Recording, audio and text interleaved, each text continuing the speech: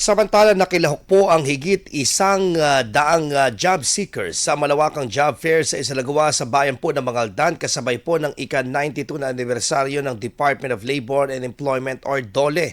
Sa naturang aktibidad, 22 individual ang hired on the spot na agad na sasalang sa pinal na proseso ng recruitment para makapag-umpisa na sa kanilang pagtatrabaho.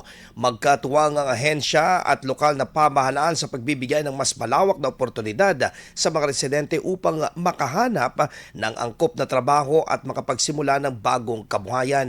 Daan-daang job vacancies ang tampok sa aktibidad mula sa mga overseas at local employees na malapit lamang sa bayan ang sinubukang pasukin ng mga job seeker. Samantala, ang iba pang job seekers naman na pasado ay isa sa ilalim sa karagdagang screening ng kanilang inaplayan na kumpanya. IFM News. IFM News. IFM.